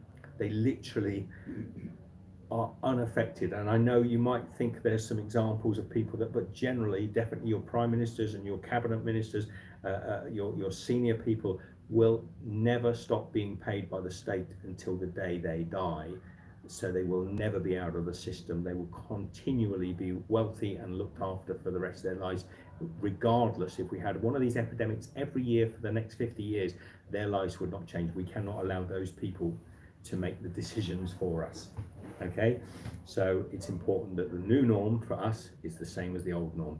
Back, more freedom, more abilities to live our lives. Anyway, sorry, Dwayne. I hope you appreciate what I'm saying.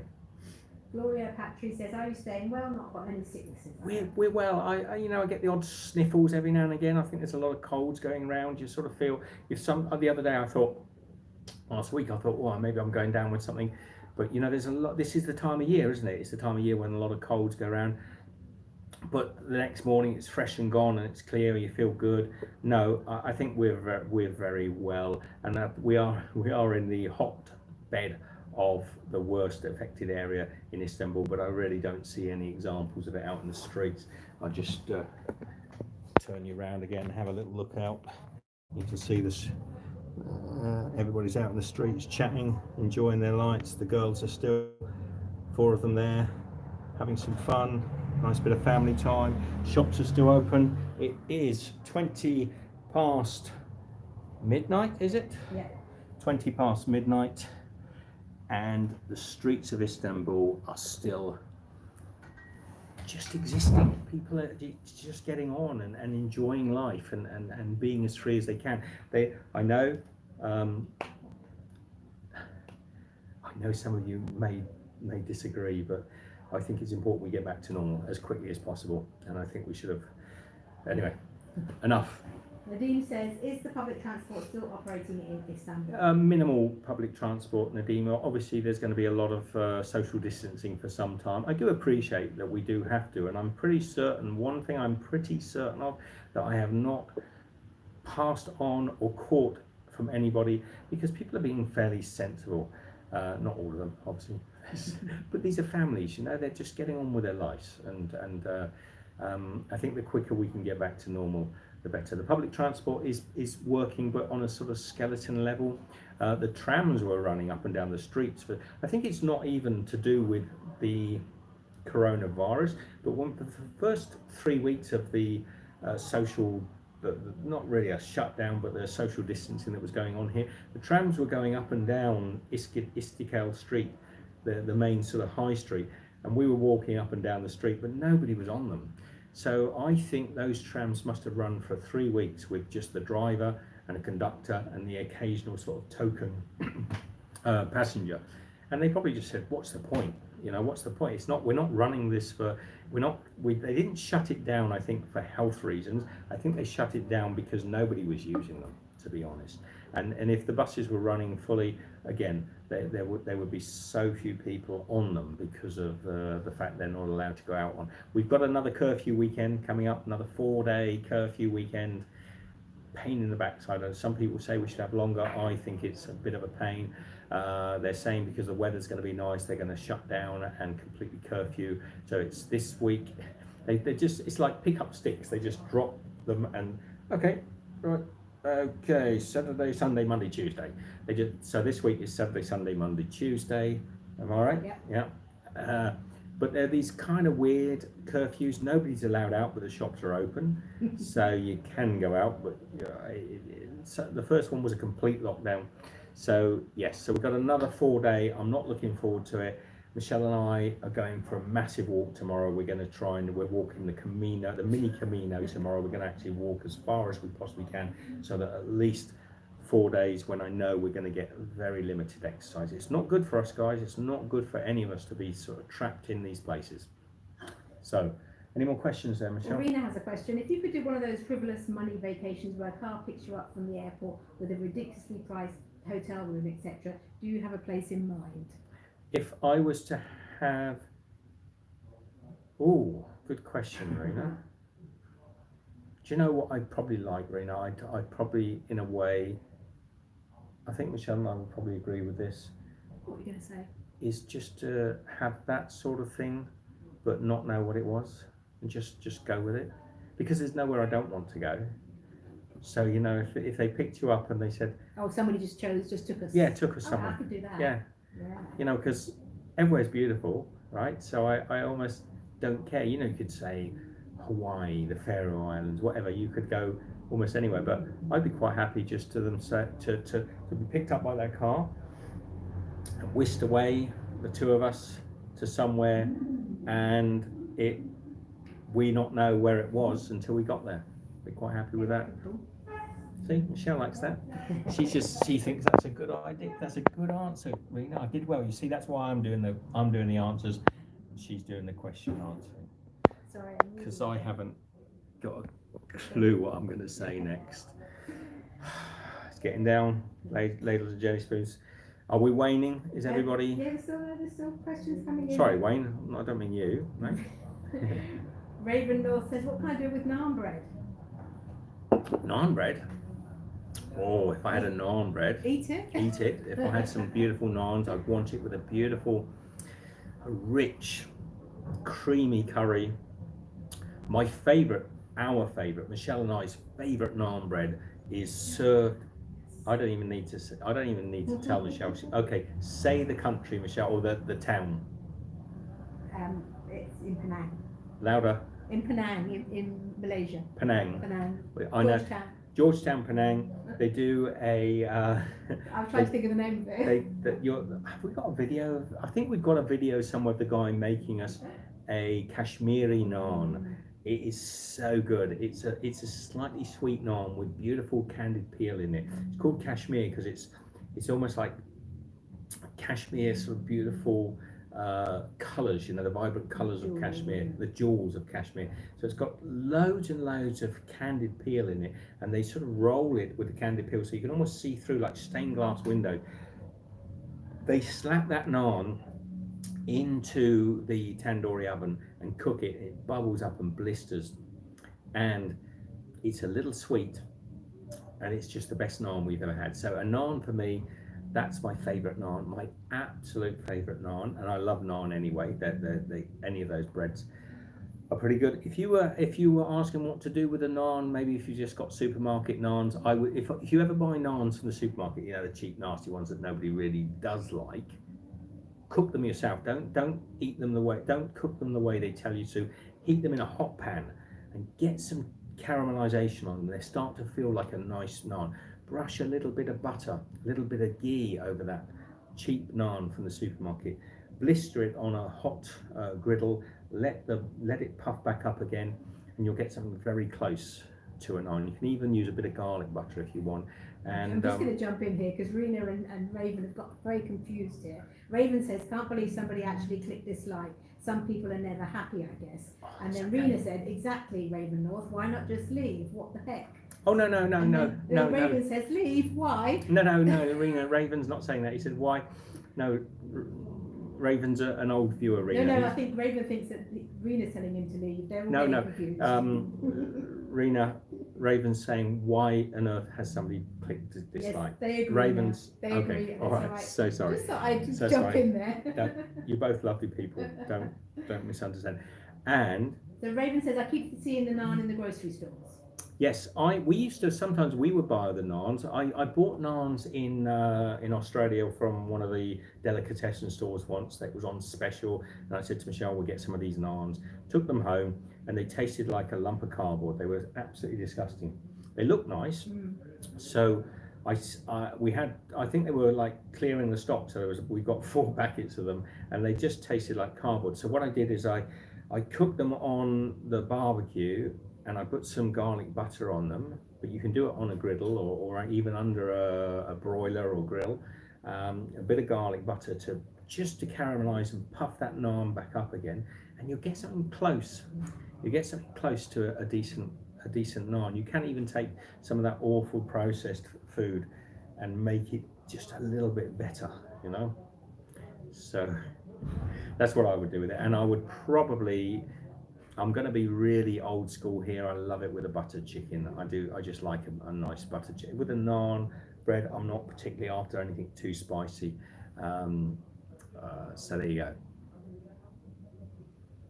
Was there any more questions there, Michelle? No, I don't She's think not so. paying attention. I am paying She's attention. not paying. I am. You're Wayne sat. asked, what's your favourite food from Turkey from your time there? My favourite food for me at the moment, is that Dwayne? Dwayne. For me at the moment, Dwayne, is my chicken, my fish mackerel sandwiches. At the moment, it's my favourite, but I haven't had enough here, but we used to go down to the waterfront. We'd get the mackerel sandwiches with the pomegranate dressing and everything in it, and it was delicious. The kunefe was nice too. The kunefe was really nice. The kunefe, I don't know if you call it kunefe, but it's so good. I burnt my hand on that, so I can remember for days, because they brought it to the table, popped it down, I turned it round like that, and of course the kunefe had been under a grill. Now the funny thing, a little story, we had a really delicious kunefe down here in a local restaurant.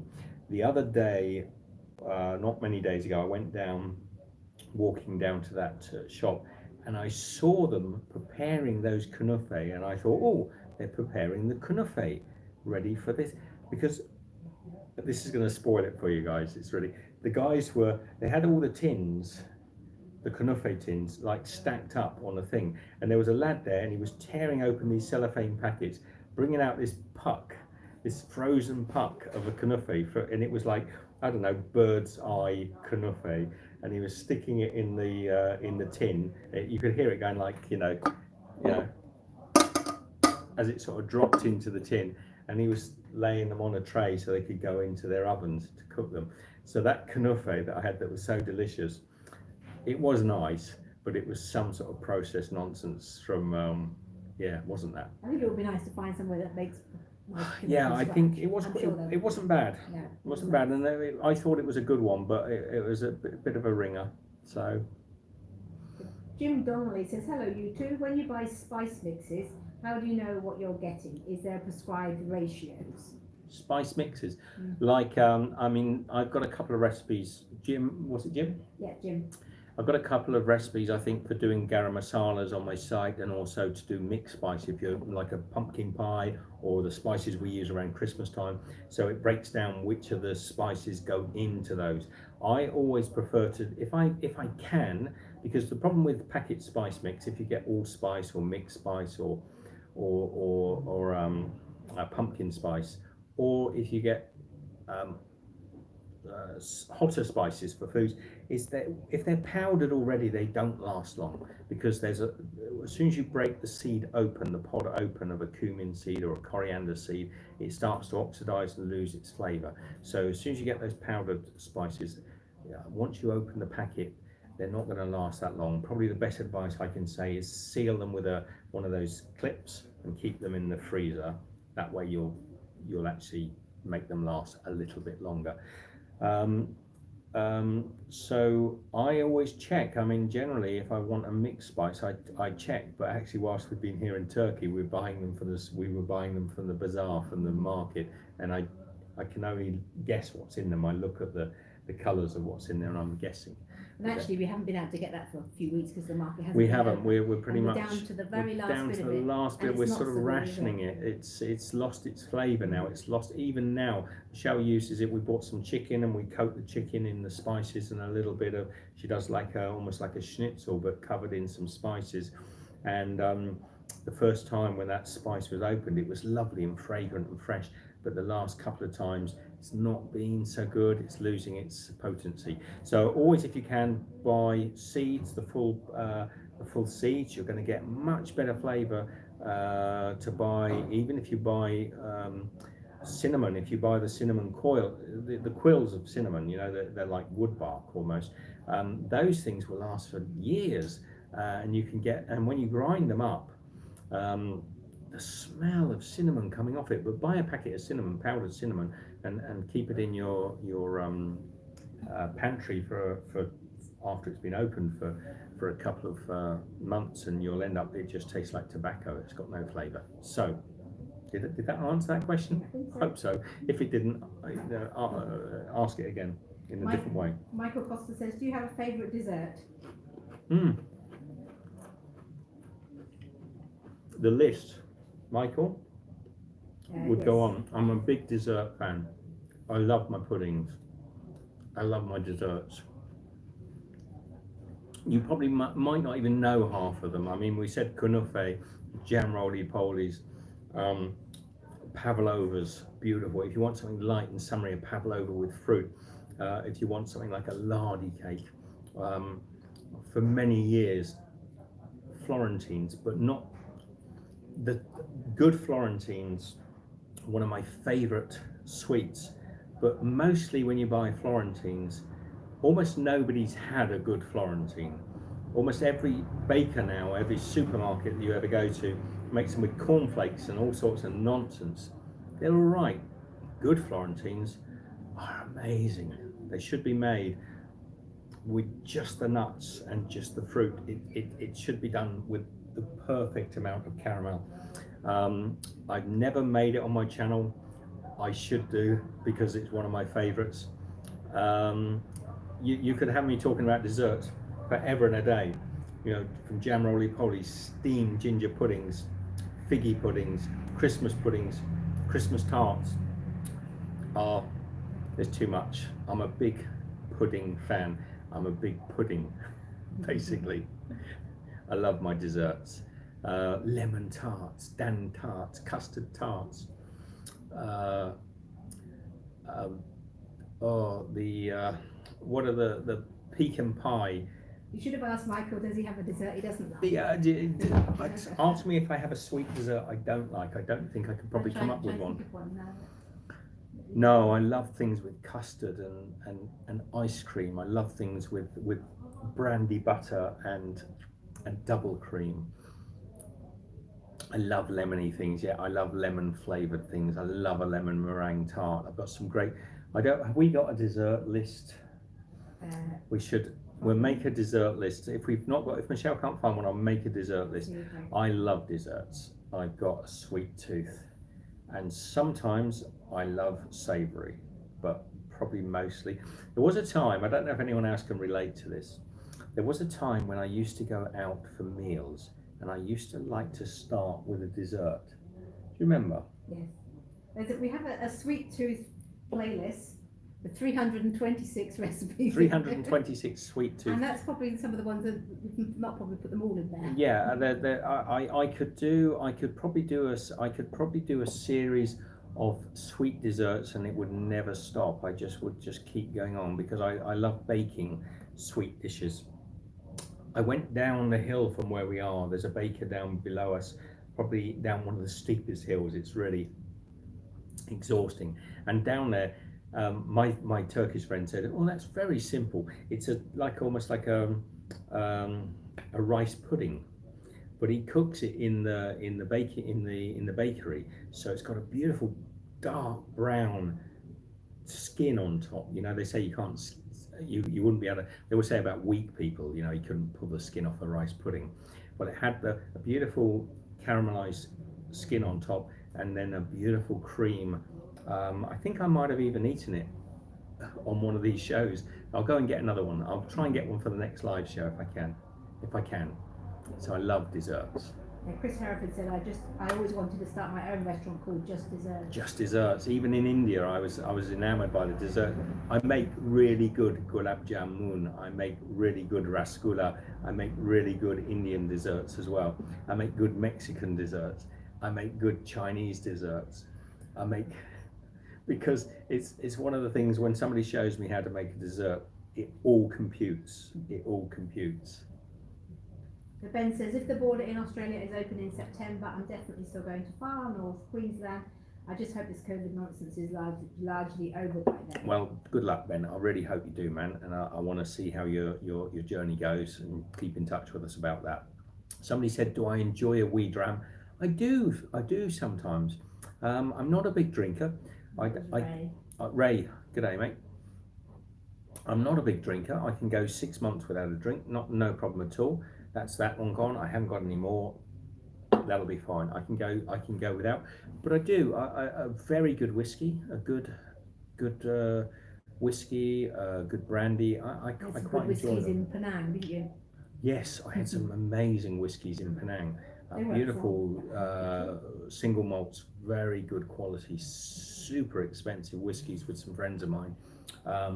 Japanese whiskies, Aussie, Scotch.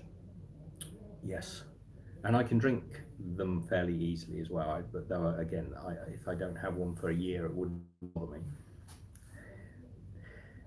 No worries. So, any more questions before we?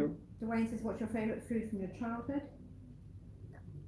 From my childhood, Dwayne, this is something a story I've never told before because you've just triggered it. It's a food that I've never been able to recreate because I can't actually remember what it was. But my grandmother, on my father's side, Yorkshire lass, she used to make a peanut butter slab of some. I can't remember what it was, but I always remember she used to make it for us when we used to visit her in Yorkshire. And these are the days back when in Yorkshire they were still having their milk delivered by beautiful, great big sort of cob horses, and she would make this particular sticky, rich slice. It was almost like a millionaire slice, but it was a peanut butter based or a peanut based thing. And it's here, but I can't remember what it was, and I've never seen it again, and I can't quite remember it well enough.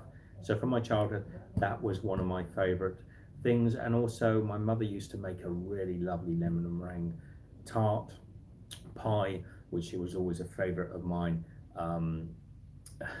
She can't make it, she can't remake it now. She doesn't make it as well. Do you, Mum? I know if you watch this, Mother, I reckon I make a better lemon and meringue pie. Brenda's saying, are you sure it wasn't a Nelson square slice? I'll look it up. Yeah. It could, that would, if having said this now, someone comes up with the exact recipe, it would be, but it was because it was your grandmother used to make it old school. They used to make Yorkshire puddings in the big trays, big square Yorkshire puddings with all the dripping and fat from the Sunday roast. So it would have been unusual. And somebody's asking, sorry, I have to just check it. Raven's asking if you have a falafel recipe on the channel. And you do. I'm just finding. Do I have a falafel? You do. I do have a falafel recipe. I wouldn't stand by it as being super good though. I think with falafel, and I do get criticised sometimes because the Greeks and Turkish make great falafel. I think one of the principles of my falafel when I make it is getting heaps upon heaps upon heaps of herbs in fresh green sliced up herbs, because falafels can be quite bland, they can be quite dry and quite bland. So you'll see from my falafel recipe, many years, it's an old recipe now, but if you take that recipe and then get really good meat, really good quality lamb, lots of fat in it, or beef if you want, whatever floats your boat, but I would say good lamb, probably leg or neck, really juicy, really flavoursome meat, and then get lots of strong fresh herbs. Now I have noticed more and more over the years, and I don't know if it's as you get older you start losing your taste, but I don't think it is. I think it's to do with the fact that most of these herbs now are made to sit on the shelf for decades without going off. You know how you see parsley in the supermarkets and it can stay there for 2 weeks and it never goes off? It's got no flavour. It's lost. They've somehow lost all the flavours. So somehow you've got to find good herbs, good parsley, good coriander, slice it up into you'll see in the recipe, you'll see how much I put in there. At least put that in, really good meat. You will have a falafel to die for. But I'm not sure if it's good because I'm in the yes, and you quite rightly, it is made with chickpeas, not with meat. Chickpeas, yes. The falafel balls, yes. Oh yes. What am I thinking? No, I'm thinking of the I'm also, no, you're right, it's with chickpeas, or they're different. There are some different beans that they use for the falafel, so it's getting flavour into that. No, I'm sorry, please excuse me, I'm getting confused with my kebabs, which I the kebab meat recipe. It's another one Michelle can put up, which is all about the quality of the lamb. The falafels, you can, I believe. No, I was going to say, can you put meat into falafel? No, they're vegetarian. No, and actually my recipe is vegetarian, so don't worry about it. It is a good recipe. It's just an old one, and it's quite green. It's about getting greenery into it, but you see, if you go and buy your herbs from your local supermarket and you lay them on the side and they start going yellow because all the colour's going out of them, but they seem to last in the fridge for a week. They're probably no good. Grow your own herbs, or go to a lovely little delicatessen, a small place, and get herbs that have still got a flavour. And you can test that, if you break a bit of parsley off in the supermarket, put it in your beans are the other thing, aren't they? put it in fava beans also, yes, but put it in your mouth and give it a chew. If it tastes like nothing, it's not going to actually add a lot of flavour to your food, okay? And sometimes the curly parsley is a lot better, but I don't know, they've done something to our herbs. They've taken all the flavour out of it. Talking of desserts, Brenda says mine was a sherry trifle, and Ben likes favourite cake was Victoria sponge. Ben, Victoria sponge. Such a simple cake to make as well. It's very simple. I like what you can do with a Victoria sponge. Like I love a lemon drizzle cake, which is basically a Victoria sponge but I want flavour in my Victoria sponge. But yes, it's the basis of many a party cake, isn't it? I turned my beer to water. You finished your beer? Do you know why I was confusing my falafel with my kebab meats? Is because I haven't actually had a falafel here in Turkey yet. So I'm still waiting. We're just all the places where you can get really good food. They're all closed. So we'll get there. So Raven says for dessert I'll have a simple peanut butter fudge. Oh, yummy. Nice. I love fudge, but I love clotted cream fudge. That's my favourite fudge. Is by far my favourite fudge of all time. Any other questions, Michelle, in the list? I think I've got them all. I probably missed heaps, but if there's any other questions quickly before we head off, it's probably getting to 1 o'clock or so we probably get off. And if you, I think I made my falafel with chickpeas, but people do make them with fava beans. They do make them with other sort of pulses as well. I've got a lot to learn about. I've learned a lot about foods from around the world as we've travelled, but we haven't been here long enough, and that's why I'm a little bit hesitant to say, here's my Turkish or here's my Greek recipe, because I got to back it up with a little bit more knowledge. Dwayne's asking, did you ever try Aboriginal food in Australia? Yeah, we've had some sort of damper breads and widgety grubs and a few of the, but there are some beautiful seeds some of the wattle seeds that they've started using now, wattle seeds going into breads and things, but they're not really, I don't think they're really, the Aboriginal people used a lot of seeds and pulses, and of course they ate kangaroo and different meats and things, but it's common practice when people visit Australia to go, look, I'll go and have a widgety grub. They were not that common a food for Aboriginals. They actually made a lot of simple breads. They had a lot of meats and grains and seeds. So there are quite a few seeds. I've got to actually do a lot more study into Aboriginal foods. We were doing so when we were traveling around Australia. We learned a lot about the different seeds and things and the different flavors. You'll know that those beautiful what are those beautiful fig? They're not a fig. The fruit in the long fruit. Oh, yes. There's some wonderful foods. Finger limes. That's a very Australian. If you haven't seen a finger lime before, just Google finger limes and have a look. And imagine using finger limes in a key lime pie or something. Now, you can't call that Aboriginal, but you can certainly make it very unique.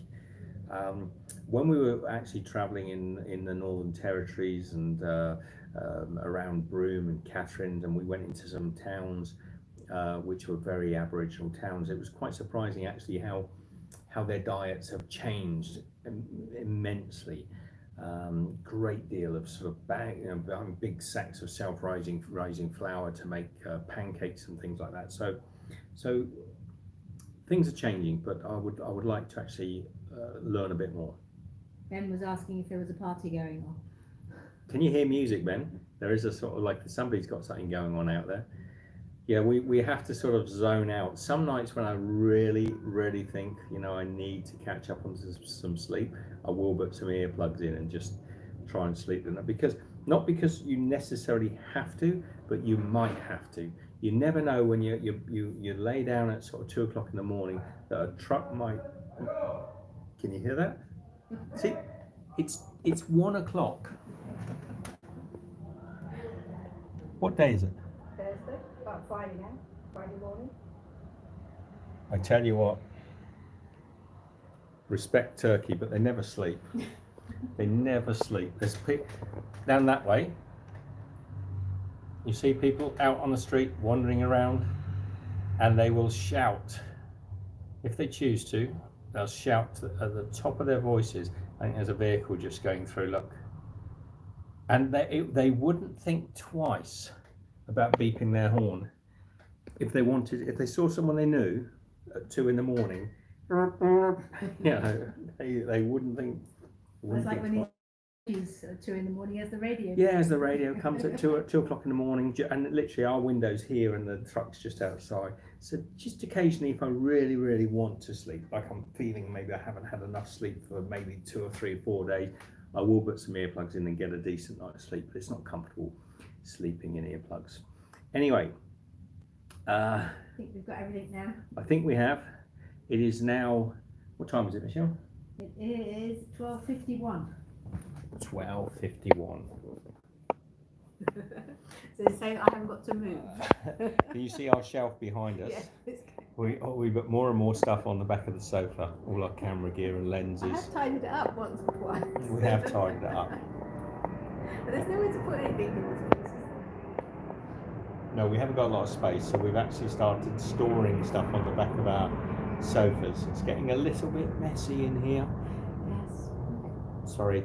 Anyway, love you all. Take care. We will do another live stream shortly. I've got that video from this beautiful haircut. Yes, he had his haircut and he edited the video. It's very good. Edited, but I've got to put the ending onto it, and then it's ready for upload for the weekend. That might take a while. All right. Take care, all of you. Loved you all. From Michelle and I in beautiful Istanbul, Turkey. If you're watching this later, leave your comments. We love reading. Be good. We'll see you next time. Take care.